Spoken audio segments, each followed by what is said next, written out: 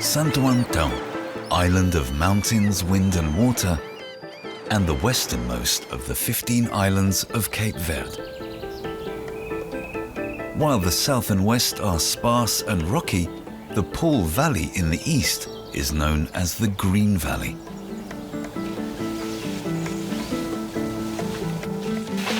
The most commonly grown crops are sugarcane, coffee, and the root vegetables cassava and taro. Local culinary specialties include nourishing stews and desserts such as coffee pudding. Grogue is distilled from sugarcane. Julia Rocha was born on Santo Antão. She enjoys cooking traditional slow-cooked stews such as cachupa, the national dish of the Cape Verde Islands.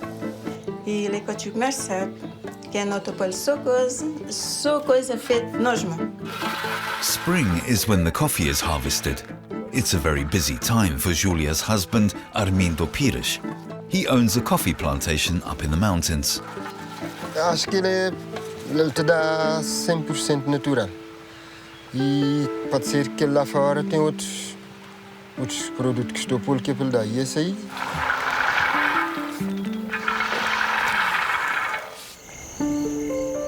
Far out in the Atlantic off the west coast of Africa is Santo Antão, Cape Verde's second largest island. For a long time, the islands were a Portuguese colony and a hub for the slave trade. Cape Verde has only been an independent state since 1975. Coffee has been cultivated here for 300 years. Portuguese sailors are thought to have brought the first plants with them from Brazil. Coffee shrubs can bear both ripe and unripe fruit, which means laborious manual work. The coffee harvest takes a whole month or more. Armindo has been in the coffee trade for 40 years. He started as a simple laborer and coffee picker. Almost 20 years ago, he bought this land and started his own business. Pelo contrário. Não está andado arrancado, fértil, e não planta no meio dele. Que este saíste, aquele que é feito que ficar lá no chão, quando tu vê ele nesse, inclusive lá uns pisinhos pequeninos para lá. Olha, já me chegaram alguns piqueniques nesse, pega? Não pega nem. This year, Armindo has only had the help of 3 harvest workers. He actually needs much more help than this. But, as with so many other places, people are moving away from the countryside and heading to the cities in search of a better life. Santo Antão is considered one of the greenest islands of the archipelago. The landscape varies between Mediterranean plateaus and tropical humid valleys.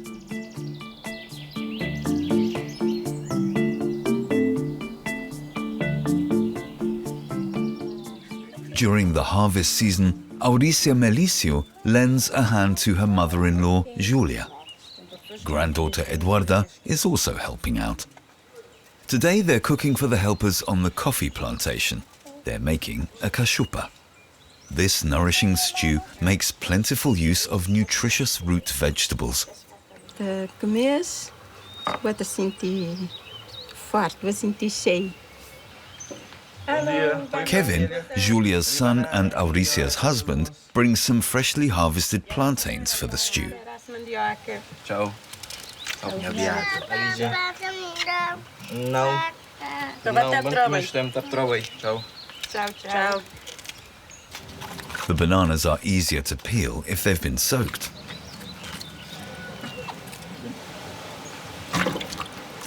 Que já não pôs na água, já vai voltar preto.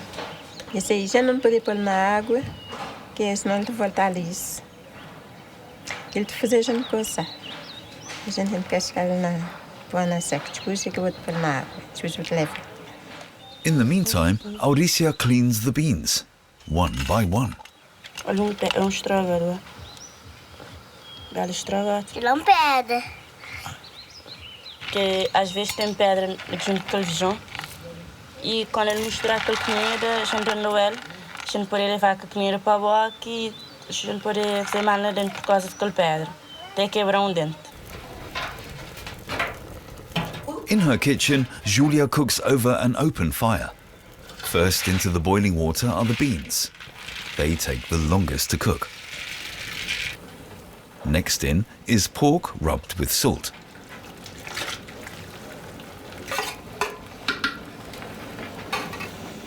A generous helping of watercress and coriander add a fresh, citrus-like flavour to the hearty stew. Finally, Julia adds the plantains and root vegetables. The people of this island have cooked this way for centuries. A large pot that eventually contains all the ingredients is placed directly on the fireplace. De gostar de cozinhar mais na lenha, que a comida sai mais mansa, e montanhas peixes na lenha. E ainda até hoje, não tinha lenha muito carregada, só para cozinhar na lenha, para pagar, chegar e corre.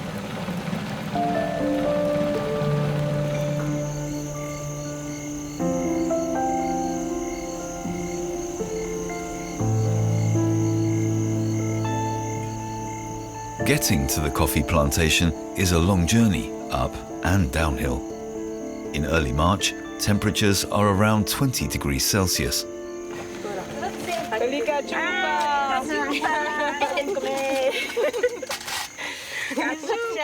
Yams, cassava, sweet potatoes and taro tubers are a good source of fibre, as well as vitamins B and C and provitamin A. The consistency and flavour are not unlike well-boiled, floury potatoes. The high-energy stew is perfect for the hard-working labourers.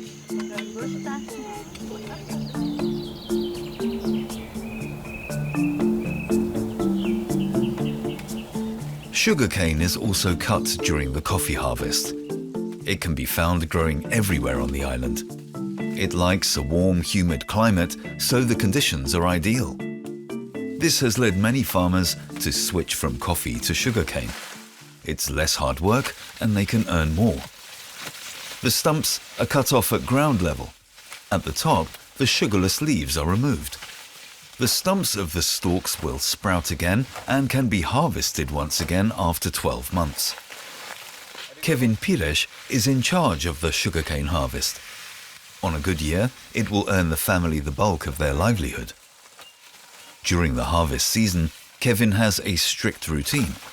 Sugarcane in the mornings, then he's off to other fields and then to the distillery where they make spirits from the cane.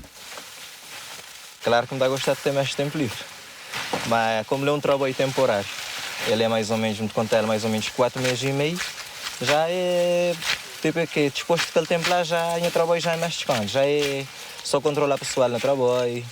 É um tempo que me passa que trabalho pesado praticamente por dia, mas depois agora me tem trabalho só horários por dia, horários específicos por dia.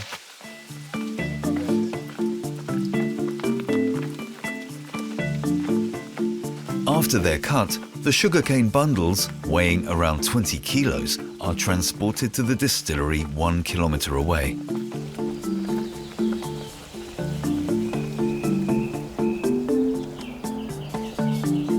Next door, Auricia is cooking in the kitchen.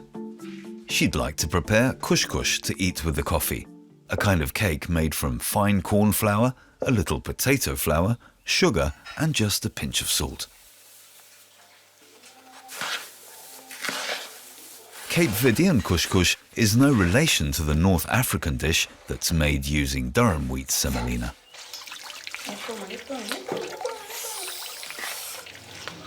A gente põe aquela farinha, a gente põe no mão. Se ele ficar inteiro, a gente manda ele para rio. Se ele ficar inteiro, que já está pronto para na vinda. Se ele desfazer, que quer dizer que ainda leva mais água. The couscous pan is made of clay and should be soaked for 1 hour beforehand. This allows for gentle cooking without drying it out. The butter stops the dough from sticking when it's turned over. The cloth ensures that no dough crumbles into the bain-marie. Auricia presses the loose mass only lightly into the pan so that the couscous doesn't become too firm.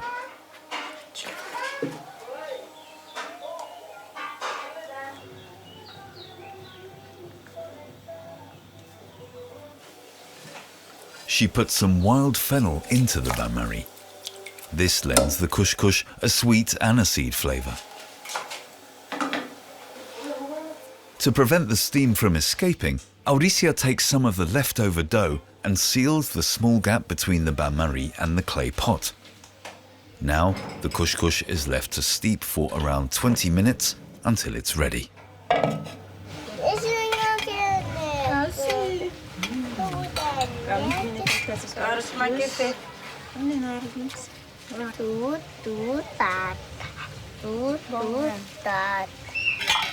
Couscous is eaten warm with butter and with a cup of coffee from their own harvest.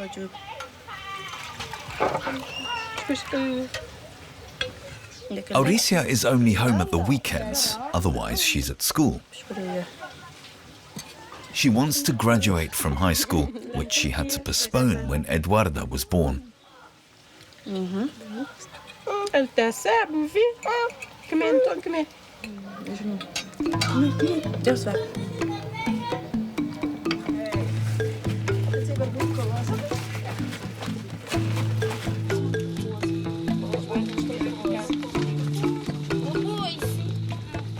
Before it can be shelled and roasted, the coffee needs to dry. This takes several days. Drying the coffee cherries increases the fructose content of the coffee beans, making the coffee taste sweeter and fuller. When the conditions are right, Armindo harvests around 1 ton of coffee cherries in a season. However, recent years have seen increasing periods of drought, and many farmers are giving up on coffee. Da as água invernada. Atualmente da chuva ano te dá bocadinho só nas águas invernante. E que salva que fez é chuva de inverno. E que te aguenta tudo mais seca que é praticamente 5 meses. Next, the dried coffee cherries must be shelled. They're pounded in a mortar until the shell comes off. Then they sort the wheat from the chaff. The coffee beans are swirled in the sieve until no shell remains.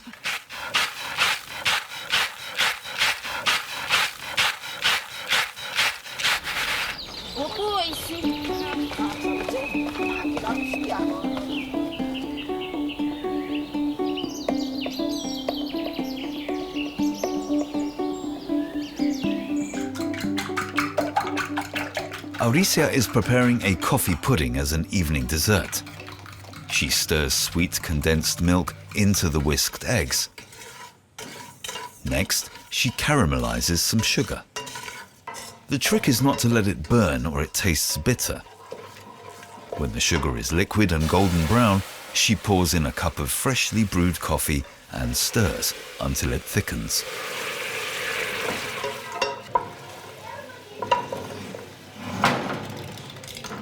The caramel coffee mixture gives the pudding a sweet bitter flavor and is also later used as a sauce. Antes não sabia fazer pudim de café, mas como Kevin gosta muito de pudim de café, eles não me fazem ele. Não íamos na escola porque não havia para fazer ele, mas sempre que me teve mesmo fazer ele. Não fazer pudim de café que ele gosta. The mixture is finally refined with a cup of milky coffee. It's then left to soak in a simmering bain-marie for at least an hour.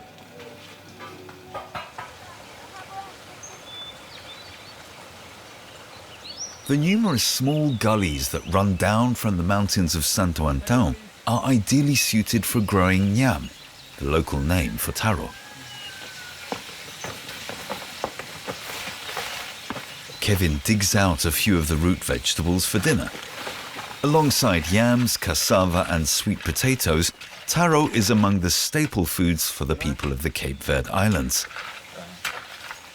There are numerous different varieties, each harvested at a different time.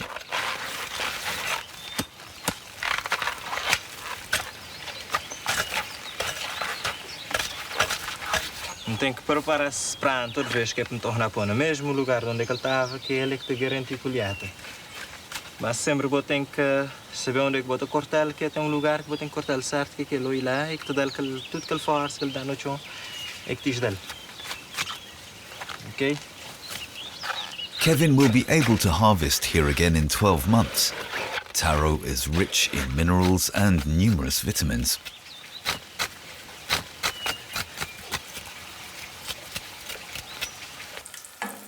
In the kitchen, you can cook taro roots much like potatoes. Auricia deep fries the pre-boiled tubers until they're golden brown.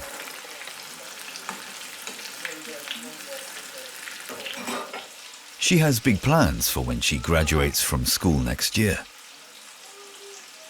Meus planos assim é estudar e porque querer ser jornalista e talvez médica também. Não queria ter família grande. Talvez depois não poder ter um mocinho mais tarde. Minha nada quer ver mais garota tiver. Uau, amor, vou usar pudim de café que me gosta. Boa noite. É pudim preferido. Pode prender rápido, hein? Obrigada. Kevin has brought his brother Calu along for the meal. Everyone lives under one roof. Sim. Não tem inhame fritado. Ah, tinha que comer unham, que queres comer unham fritado?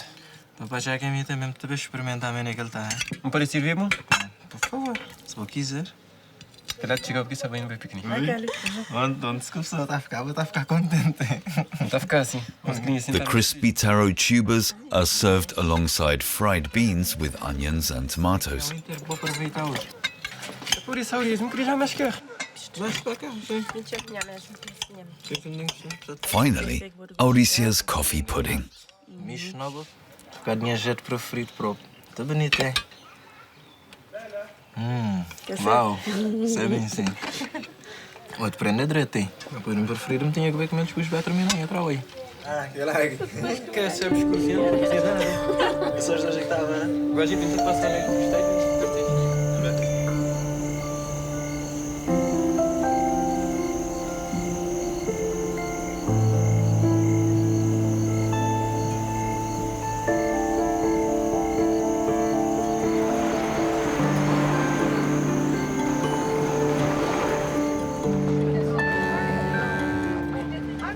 The next morning, and Julia is journeying to the neighboring island of São Vicente. The ferry travels 3 times a day between Santo Antão and São Vicente. The crossing takes an hour. It's the only way to get off the island. There's no airport on Santo Antão.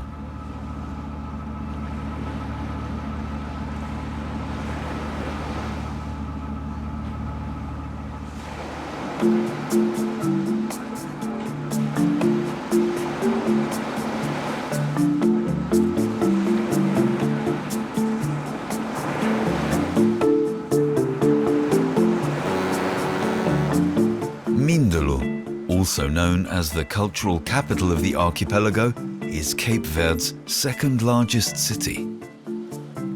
No stress is the motto of the island. The people may always be on the move, but slowly. Julia has come to Mindelo to do some shopping. There's more to choose from here than on Santo Antão. First, a visit to the fish market. There's a clear division of labour. The fish are traded and sold by the women. The cutting and gutting is the men's work.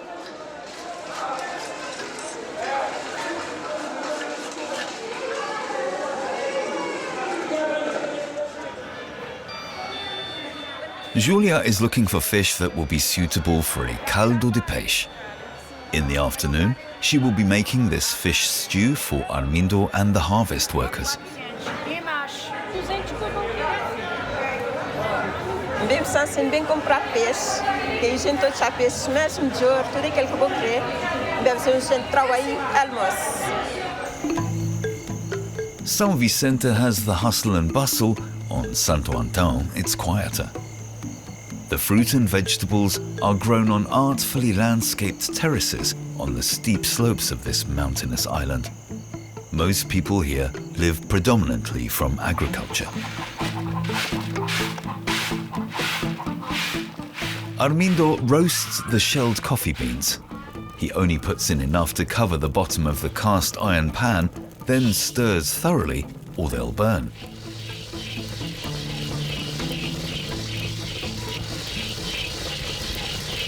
Que é feito hot, assim, tradicionalmente muito mais bom.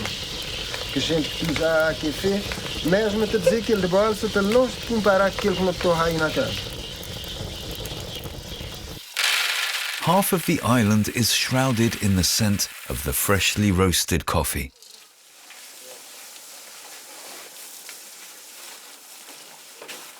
The sugarcane is processed in a currel, as distilleries are known in Creole.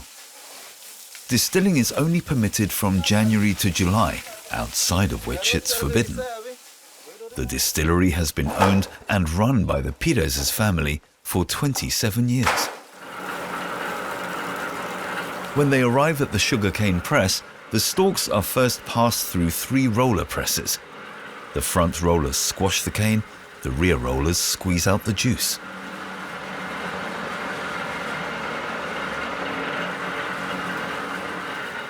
The bagasse, the pulpy, fibrous remains of the crushed sugarcane, is not wasted, but is used as fuel to fire the distillery. Kevin's older brother Calu gets the fire going using bagasse, which is completely dry and burns quickly. The alcohol is distilled at a temperature of 78 degrees Celsius. Tem tudo aquela evaporação lá, ao levar num tubo lá dentro, tem que ficar dentro do tubo mais grosso que está. Que é aquele tubo, que ele tem que fazer uma condensação num tubo que ele tem lá naquele meio. Que esse tubo aí, que é mais grosso, cheio de água, que é para arrefecer aquela temperatura que aquele grogue pode tirar. Here, the sugarcane spirit is known as Grogue. It has a flavor of spicy rum and is manufactured exclusively for the local market.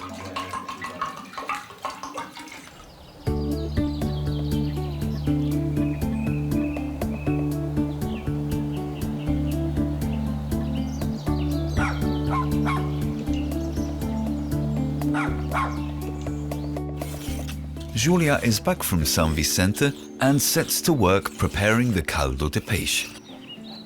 She's bought a grunt and a jackfish from the market. Their firm flesh doesn't fall apart when cooked.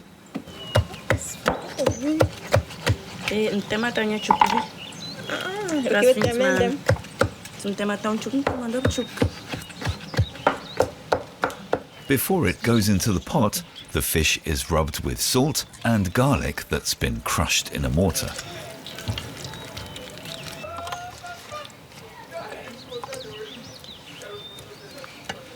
Cassava should not be eaten raw, as it contains poisonous hydrocyanic acid.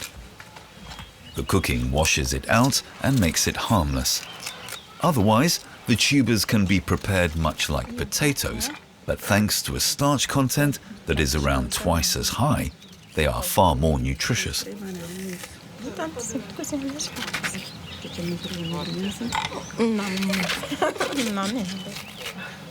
The peeled plantains are placed in a bain-marie so that they don't darken and to keep them looking appetizing. Julia puts all of the ingredients in a pot with boiling salted water.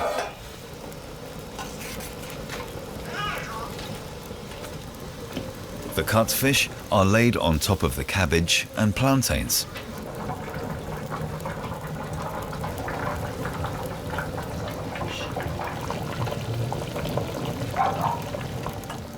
Finally, the potatoes, taro tubers, cassava and yams are placed on top of the fish. The stew needs to simmer for about 2 hours.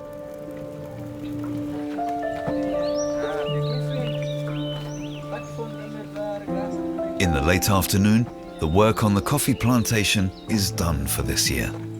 Wow!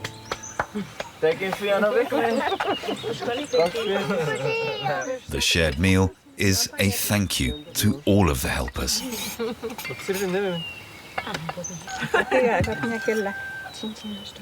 Obrigado por sua colaboração, que a colheita já está remota. Agora, como a colheita termina para além de l'époque, mas próximo ano ele ser mais. Vamos fazer os outros selagens para comemorar esse dia de fim de colheita.